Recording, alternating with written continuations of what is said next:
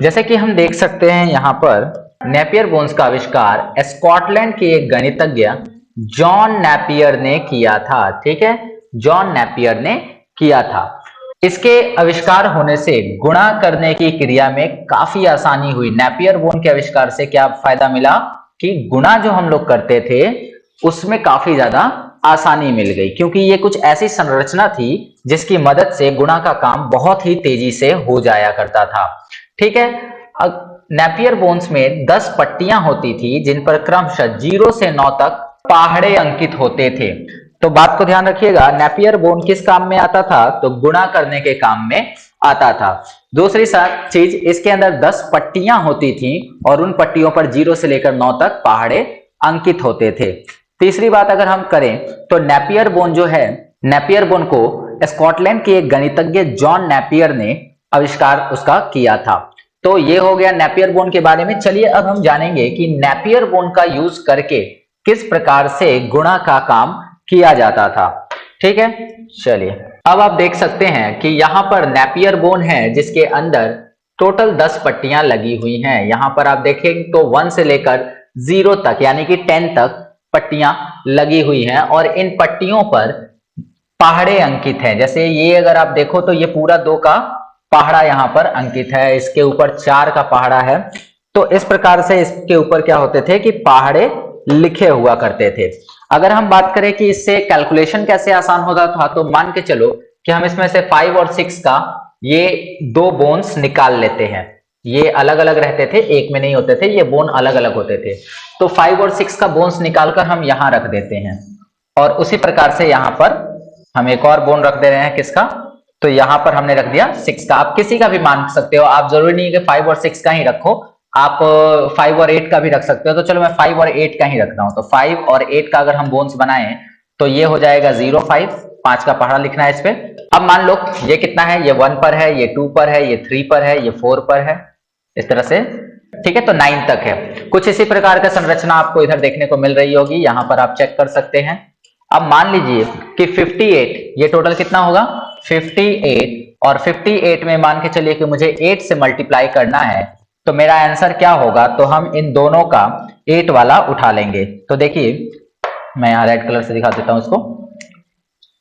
दोनों का जो 8 वाला है वो कुछ ये है। ठीक है, इसे मैं साइड में लिखता हूं। यहां पर दोनों का जो 8 वाला सामने आ रहा है वो है 40 और इधर है 64। ठीक है, तो जो सामने है, जो चीजें सामने दिख रही हैं उनको आपको क्या करना है, ऐसे कट मारना है। तो ये 4 का 4 हो जाएगा, अगर इसको करेंगे तो 6 का 6 हो जाएगा और इसको करेंगे तो 4 का 4 हो जाएगा। दोनों को जोड़ना था। ठीक है, तो यहां पर आ गया इतना। मैं दूसरा एग्जांपल लेता हूं। ठीक है, अब अगर हम बात करें कि हम कैलकुलेशन को कैसे करेंगे, तो कैलकुलेशन करने के लिए सबसे पहली चीज आपको इधर नंबर लिखने होंगे। ये 1 है, ये 2 है, ये 3 है, ये 4 है, ये 5 है, ये 6, ये 9 है। ठीक है, अब अगर कैलकुलेशन करना हो आपसे कहा जाए कि 69 को 7 से मल्टीप्लाई करना है, तो नॉर्मल अगर मेथड से हम लोग यूज करें तो कितना हो जाएगा? ठीक है, तो ये इसका रियल आंसर आ रहा है। अब इसको हम नेपियर बोन से चेक करते हैं। तो कितने बार करना है? 7 टाइम करना है। तो देखिए 7 वाला कौन सा है, वो दोनों पास में है। जब आप इसको पास में लाइएगा तो आपको कैसी आकृति मिलेगी? आपको कुछ ये स्ट्रक्चर देखने को मिल रहा है। ठीक है, और इस पे क्या लिखा हुआ है? इस पे लिखा है 4 2, और इस पे क्या लिखा हुआ है? 6 और 3। ठीक है, अब आपको क्या करना है कि कट लगाना है। ये 3 हो जाएगा, ये 6 और 2 को जब जोड़ेंगे तो कितना हो जाएगा? 8 हो जाएगा, और ये 4 का 4 हो जाएगा। आप देखो कि नेपियर बोन से जो आपने कैलकुलेशन किया वो आपके रियल कैलकुलेशन के एकदम इक्वल आया। ठीक है, तो इस प्रकार से जो है नेपियर बोन से कैलकुलेशन किया जाता था। आई होप कि आपको ये चीजें समझ में आ गई कि नेपियर बोन क्या है और इसे कैलकुलेशन कैसे किया जाता है। इस बात को आप अच्छे से समझ गए होंगे। तो इसी तरह से आप लोग करके देख सकते हैं। अगर मैं बात करूं कि 2 डिजिट्स अगर मुझे कैलकुलेशन करना हुआ तो कैसे करूं? 2 डिजिट्स कैलकुलेशन करना हुआ तो उसके लिए क्या किया जाए? ठीक है, चलिए तो वो भी हम देख लेते हैं कि 2 डिजिट कैलकुलेशन कैसे होता है। मान लीजिए कि हमको 60, एक और हम ले लेते हैं कोई टेबल, हम कोई और एक टेबल ले लेते हैं। तो ये हो गया हमारा 7 का। अब अगर कोई कहे कि 3 डिजिट आप करके दिखाओ, कि 2 डिजिट करके दिखाओ, कि 2 डिजिट कैसे होता है। यहाँ पर है 6, ठीक है, 6, उसके बाद क्या है 9 है, और उसके बाद क्या है 7 है। अगर 6, 9, 7 को 6 से मल्टीप्लाई करने बोल दिया जाए, 6 नहीं 63 से या 36 से मल्टीप्लाई कर देते हैं, चलो ये ठीक रहेगा। 36 से मल्टीप्लाई करने बोल दिया जाए तो आपका रियल आंसर चाहे जो भी हो, नेपियर बोन से हमें इसे करके देखना है, ठीक है। आप लोग इसको रियल आंसर चेक कर लेना। तो ये संरचना बना लेंगे, इसको ऐसे बीच से काट दीजिए, इसको ऐसे मिला दीजिए, और इसको इस प्रकार से मिला दीजिए, ठीक है। अभी यहाँ पर हम लिखेंगे 6, यहाँ पे लिखेंगे 9, और यहाँ पे लिखेंगे 7, ठीक है। और उसके बाद यहाँ लिखेंगे 3, और उसके बाद लिखेंगे 6, ठीक है। चलिए इसका जो रियल आंसर होगा वो होगा कितना, 25092। आप इसको कैलकुलेट करके देख लेना, 25092 इसका आंसर आएगा। अब चलिए यहाँ पर हम मिलाते हैं, तो यहाँ कितना होना चाहिए, यहाँ होना चाहिए 1 और 8, 6 में 3, इसको आप देख लेना। यहाँ पर 6 का अगर 3 टाइम्स हम देखें तो 6 का 3 टाइम्स यहाँ पर आप देख सकते हैं 18 है, ठीक है। अगर 9 का 3 टाइम्स देखा जाए तो 27 है, तो 9 का 3 टाइम्स कितना है 27 है, और इसका देखा जाए तो 21 है, तो यहाँ पर 21 हो गया।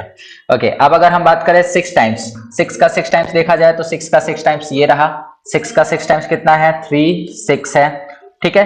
9 का 6 टाइम्स कितना है, 9 का 6 टाइम्स 5, 4 है, तो 9 का 6 टाइम्स 5, 4 हो गया। और अगर हम बात करें 7 का तो ये रहा 4, 2, ठीक है। इसको डिवाइड करो 4, 2, तो इस प्रकार से ये हो गया। अब हम लोग इसको कैलकुलेट करते हैं और देखते हैं कि इसका आंसर क्या आने वाला है। तो देखिए सबसे पहले जब हम इसको यहां से मिलाएंगे तो इसके नीचे कोई नहीं है, तो इसके लिए हम यहाँ 2 का 2 लिख देंगे। अगर हम इन तीनों को मिलाएं एक लाइन से देखें तो यहाँ पर 3 डिजिट हमें मिल रहे हैं, कितना 4, 4, 1, ये दोनों मिलाकर कितना हो जाएंगे 9 हो जाएंगे।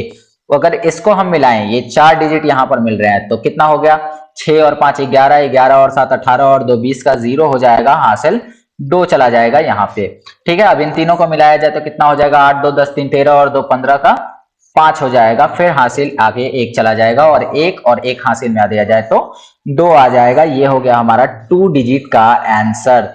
तो ध्यान से देखिए कि जो आंसर यहाँ पर आया वही आंसर हमारा कैलकुलेशन करने के बाद भी आता है। तो नेपियर बोन से जो है, नेपियर बोन से कैलकुलेशन, मल्टीप्लाई का जो कैलकुलेशन होता है काफी ज्यादा आसान हो जाता है। आई होप कि आपको ये समझ में आ गया होगा। चलिए आगे बढ़ते हैं।